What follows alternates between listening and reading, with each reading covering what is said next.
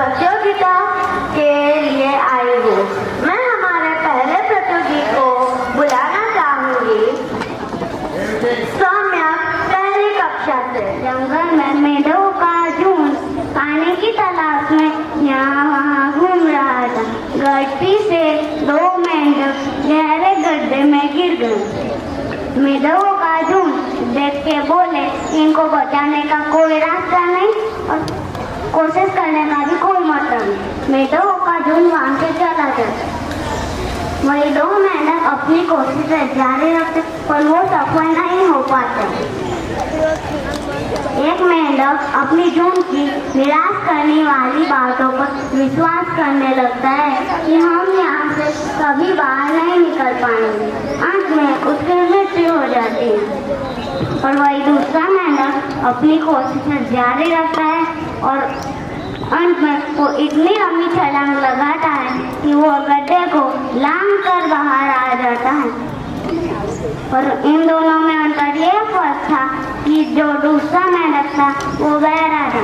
उसने अपनी झुंड की निराश करने वाली बातों को नहीं सुना और अपनी कोशिशें जारी रखी। तो दोस्तों, हमें ये कहानी से ये सीख मिलती कि हमें दूसरों को निराश करने वाली बातों से ज़्यादा अपने आप पर विश्वास करना चाहिए और कोशिश जारी रखनी चाहिए।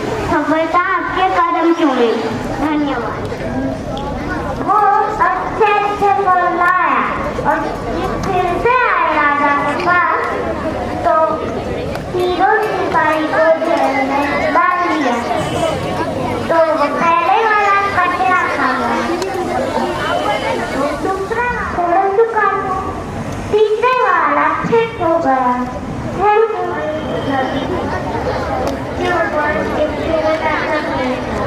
वो पुल इतना छोटा था कि एक समय पर एक ही इंसान जाता। एक दिन 2 पुल से आमने सामने एक ही समय पर पुल बना गए। तो पहला वाला बोला, मैं पहला हूँ, तुम चले। तो दूसरा वाला बोला, मैं पहला हूँ, तुम चले। ऐसे जगते वो दोनों गिर गए। तो कुछ दिनों के बाद 2 पंखियाँ आई। तो पहली वाली बोली, मैं पहला हूँ, तुम चलो। मेरा नाम है बोईनिया, मैं कक्षा 2 की छात्रा हूँ। आज मैं कहानी सुनाने जा रही हूँ जिसका नाम है भगवान पर विश्वास। एक चिड़िया थी, उसने एक प्यारा सा घोंसला बनाया था और एक रात को जोरदार तूफान आया। फिर उसका घोंसला नीचे गिर गया।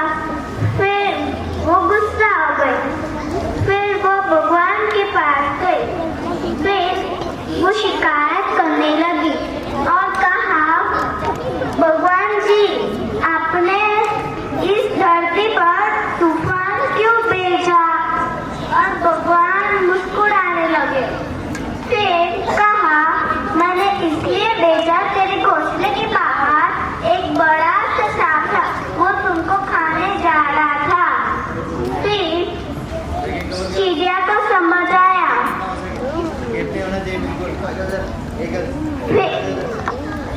और चिड़िया को समझ आया कि मैं तो गलत थी और भगवान तो सही थे। और इससे सीख मिलती है कि हमको भगवान पर विश्वास रखना चाहिए और भगवान हमारे लिए कुछ भी करते हैं वो हमारे लिए सही होता है। तालाब में अकबर ने उंगली डाली और बोला, बीरबल को कि ये पानी तो बहुत ठंडा, जो पूरी रात इसमें बिताएगा उसको हम 10 सोना मोहर देंगे। बीरबल दूल्हा खिलाया। फिर बीरबल वो उसके साथ 2 सैनिक गए। आदमी ने पूरी रात बिताई और बोला, सुबह जब इनाम की बारी आई तब अकबर ने पूछा, कैसे तुमने पूरी रात बिताई? अब आदमी ने बोला कि आपके महल में एक दीपक जल रहा है, उसको देख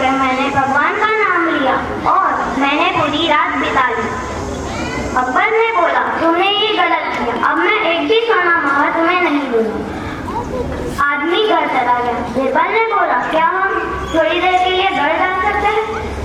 बीरबल घर गया और बोला। बीरबल ने पेड़ के ऊपर मटका रखा और उसमें खिचड़ी पकाई और ठीक उसके नीचे एक आग जलाई। आग जलाने के बाद दोपहर हो गई और बीरबल अभी तक नहीं आया। अकबर ने एक सैनिक को भेजा। सैनिक को बीरबल ने बोला कि हम थोड़ी देर में आ रहे हैं। सैनिक रात महल में गया और महल में अकबर ने बोला, क्यों तुम खाली हाथ क्यों लौट आए? बीरबल कहाँ है? अकबर ने सिपाही ने बोला कि बीरबल अभी भोजन तैयार कर रहे हैं, जैसे ही भोजन हो जाएगा वो तुरंत लौट आएंगे। अब अकबर ने बोला, अभी तक उनका भोजन हो गया होगा था। दूसरी बार भी सैनिक वापिस खाली हाथ आए। अकबर ने बोला कि ये तुम वापिस खाली हाथ क्यों लौट आए? सैनिक ने बोला, बीरबल अभी भोजन तैयार कर रहे हैं, भोजन खा के वो तुरंत आ जाएंगे। अकबर जी क्रोधित में आ गए।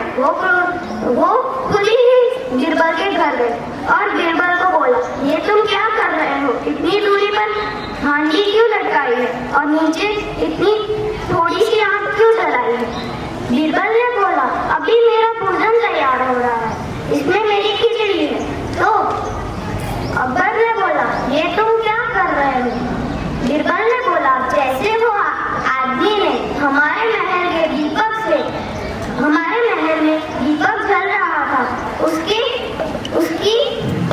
गर्मी उधर तक पहुंची, तो ये खिचड़ी भी क्यों नहीं पक सकती है?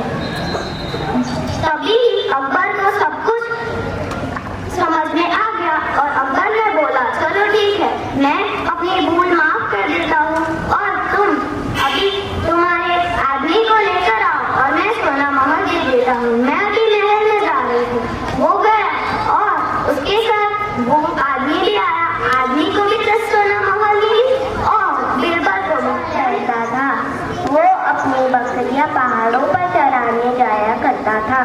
एक दिन उसके मन में एक विचार आया, क्यों ना गाँव वालों को के साथ कोई मजाक करा जाए। तो वो पहाड़ पर से जोर से चिल्लाकर बोला, बचाओ बचाओ, भेड़िया है। तो गाँव वाले उसकी मदद करने को पहाड़ पर भागे। फिर वो जोर जोर से हंसने लगा, हा, मैंने गाँव वालों को उल्लू बनाया, हा। फिर कुछ दिन बाद वापिस से वो पहाड़ पर अपनी बकरियां चराने गया और जोर से चिल्लाकर बोला, भेड़िया है, बचाओ। फिर गाँव वाले उसकी मदद करने को वापस गए। फिर वो जोर से बोला, हाँ, मैं तो गाँव वाले को उल्लू बना रहा था। फिर एक दिन असली में भेड़िया आ जाता है और फिर वो चिल्लाकर, भेड़िया है, बचाओ, वो मेरी बकरी को खा जाएगा। फिर कोई उसकी मदद करने को नहीं आता है और भेड़िया उसको खा जाता है। इससे हमको ये सबक मिलता है कि हमको किसी को उल्लू नहीं बनाना चाहिए। अगर हमको सच में किसी की जरूरत हो तो वो कभी काम नहीं आता।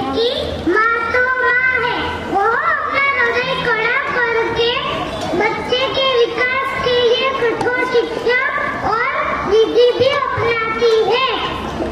माँ के हर काम में बच्चे का हित ही छिपा रहता है। ये प्रस्तुत हुआ हूँ जिसका शीर्षक है हाथी और दर्जी। एक गांव में एक हाथी था। हाथी रोज एक दर्जी की दुकान पे जाता था। दर्जी उसको रोज एक केला खाने को देता था। एक दिन जब हाथी दर्जी की दुकान पे गया तब दर्जी की जगह दर्जी का लड़का बैठा हुआ था। जब वह थोड़ा नजदीक पहुंचा तब दर्जी के लड़के ने हाथी की सूंड में सुई चुभा दी। हाथी को बहुत गुस्सा आया पर वो चुपचाप चला गया और अगले दिन वह वापस आया और अपनी सूंड में गंदा पानी भर के आया और दर्जी की दुकान में छोड़ दिया। उसके सारे कपड़े खराब हो गए। दर्जी के लड़के को जब अपनी गलती का एहसास हुआ तब वह बहुत पछताया। इस कहानी से हमें यह शिक्षा मिलती है कि हम दूसरों के साथ जैसा करते हैं वैसा ही हमारे साथ होता है। करने जा रही हूँ जो कुछ इस प्रकार है। एक गांव था, उसमें एक राजा और रानी रहते थे। उनकी एक छोटी सी राजकुमारी थी। उसको नृत्य करना बहुत अच्छा लगता था। जब वो बड़ी हुई तो वो नृत्य प्रतियोगिता के लिए तैयारी कर रही थी। तभी उसकी माँ वहाँ पर आई और बोली, तुम्हारी अभी शादी की उम्र हो गई है, तुम्हें शादी कर लेनी चाहिए। तो राजकुमारी ने शादी कर ली। शादी के बाद भी वो नृत्य की इतनी ही अच्छे से तैयारी करती थी। थोड़े समय के बाद उसको एक बेटी का जन्म हुआ। बेटी के जन्म के बाद रानी को थोड़ी परेशानियों का सामना करना पड़ा। उसको पहिया कुर्सी का इस्तेमाल करना पड़ा, जिसके कारण वो नृत्य नहीं कर पाती थी। जब उसकी बेटी बड़ी हुई तब रानी ने उसके लिए नृत्य शिक्षण चालू किया। एक दिन राजकुमारी बोली, मैं बहुत थक गई हूँ, अब मुझे नृत्य नहीं करना। और ऐसा कहकर राजकुमारी कमरे में चली गई। कमरे में जाके वो एक गेंद से खेल रही थी। खेल में ही गेंद उसकी माँ के कमरे में चला गया। वो भी गेंद को लेने के लिए उसके माँ के कमरे में गई। वहाँ पर उसने एक जादुई तरल पदार्थ की बोतल देखी। उसने वो बोतल को खोला और उसको उसकी माँ की पूरी कहानी दिखाई दी और पता चला कि उसकी माँ ने उसके लिए कितना कुछ किया है। वो भाग के अपनी माँ के पास गई और माफी मांगी और फिर बोला कि मैं अब नृत्य की अच्छे से तैयारी करूंगी। नृत्य प्रतियोगिता के दिन उसने उसका सर्वश्रेष्ठ दिया और नृत्य प्रतियोगिता में पहला स्थान प्राप्त किया। नृत्य प्रतियोगिता के बाद भी वो नृत्य की इतनी ही अच्छे से तैयारी करती थी।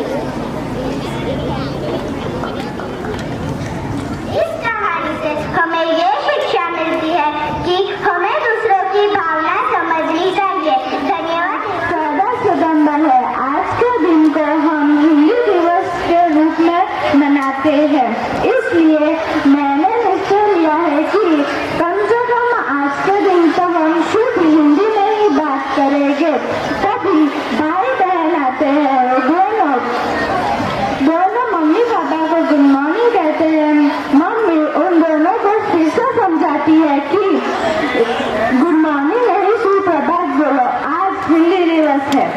तभी घड़ी में विद्यालय जाने का समय हो जाता है। दोनों भाई बहन विद्यालय जाते हैं। तभी शिक्षक आते हैं और कहते हैं, सुप्रभात बच्चों, आज हिंदी दिवस है और आज के दिन हम सिर्फ हिंदी बोलेंगे, इंग्लिश नहीं बोलेंगे। हम ज़्यादा से ज़्यादा प्रयत्न करेंगे कि हम इंग्लिश ना बोले। फिर बहन उठ के कहती है कि आपने भी इंग्लिश बोली, बल्कि हिंदी में तो इंग्लिश को अंग्रेजी कहा जाता है। तभी विद्यालय के प्राचार्य महोदय आ जाते हैं और कहते हैं, किस बात पर हंसी मजाक हो रही है। तभी विद्यालय के शिक्षक प्राचार्य महोदय को बताते हैं कि इस बात पर मजाक हो रही है। तभी प्राचार्य महोदय कहते हैं, बच्चों आपको डरने की कोई जरूरत नहीं है। आज हमारे बीच एक शिक्षक आए हैं जो आपको बताए